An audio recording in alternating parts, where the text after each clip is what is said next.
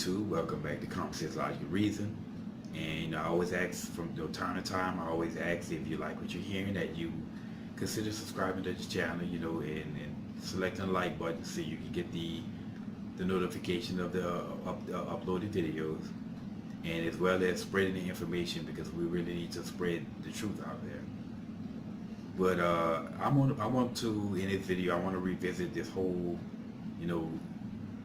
race hustle hysteria video that was known as 23 Ways in Which a Black Person Can Be Murdered in America.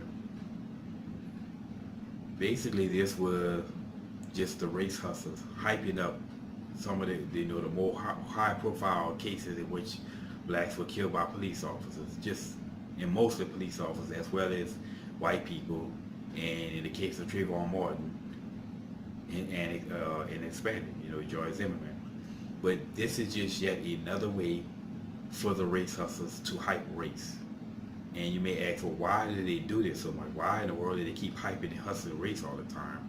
Well, race, just like race being a damn industry, race hustling is an industry. Well, just like being an industry, it's also a drug. And just like any other drug dealer, the race hustlers have to keep hyping and they have to keep hyping the drug up and giving the drug to the addicts, for fear that they may kick the habit, they may kick the addiction, and thus they lose their livelihood. Well, this is why these race hustlers keep hyping up race all the time. Well, in lieu of that video, 23 Ways in Which a Black Person Can Be Murdered in America, I created my own list. 15 ways in which a black person can be murdered in America. Okay, so number 1, while being attached to an umbilical cord. Number 2, while walking down the street with your babysitter. Number 3, over $36 in a porn TV. Number 4, while I'm in late term. Number 5 reason, while sleeping on an air mattress at 4 a.m. in the morning. Number 6, while sitting in a backseat of a vehicle at a second line. Number 7, because my mother didn't want the burden of being a mother, so she acted responsibly. Number 8, while standing in my mother's front yard. Number 9, execution style in a back alley. Number 10, ambushed in your car with your husband. Number 11, ambushed in that same car with your wife. Number 12, while playing in the courtyard of your apartment complex. Number 13, while sitting in the back seat of a car with your 7-month-old son. Number 14, while sitting in the back seat of a car with your 25-year-old dad.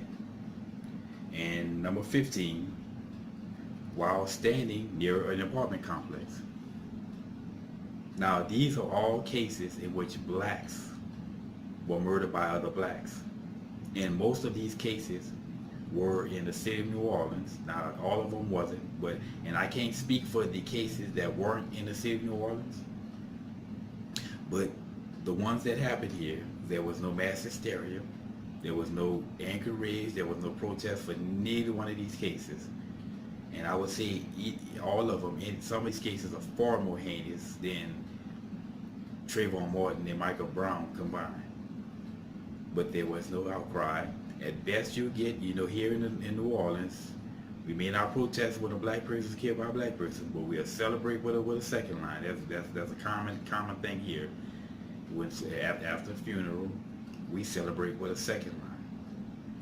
But again, there was no mass outcry, and one of these cases involved a 17-month-old child being shot in the foot. These niggas think they're on Harlem Nights. And the only thing that's remotely close, that basically remotely resembled a protest, was the case of the 2-year-old child that was sitting in the backseat of a car with his grandmother at a second line. It was shot and killed by a stray bullet. There was a you could say a quote unquote march for crime, you know, with all the good it did, but there was no mass hysteria. There was no rage, no gnashing of teeth, nothing remotely resembling how black people respond when they hear race or when they think police officer did something to a black person, even though, you know, police brutality is nowhere near what it's being made up to be.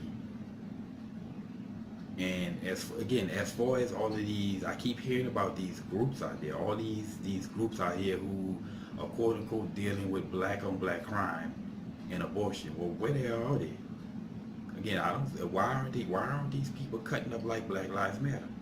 Again, as I said in the previous, in the earlier video, you know, Black Lives Matter basically sprang up on a lie of hands up, don't shoot, and they're internationally known. But all these outreach groups who've been in the community supposedly for years, we have no idea who these people are. But again, this just goes to show you how I always say, you know, you black people, you can't get blacks to respond to nothing but race. And people will constantly keep disagreeing with you while at the same time keep giving the evidence to prove you're right. And again, these were some very heinous cases involving babies, children. Very sad stories, and most of them, all of them, I remember because I remember seeing these stories, and I had to go back and look them up and find links for them, and I'll put them in the description. But I've seen these stories, you know, and it's just so sad how black people, again, you just can't get black folks to get angry and rage about black on black crime, which is far more likely to affect a black person as well as the black community than anything police do. While they disagree and say it's not the case. But again, I would love to hear from these quote unquote outreach groups. So if anybody know of them, please point them out and tell us what they're doing. And I'll be waiting for the answers, y'all. And as always, until next time.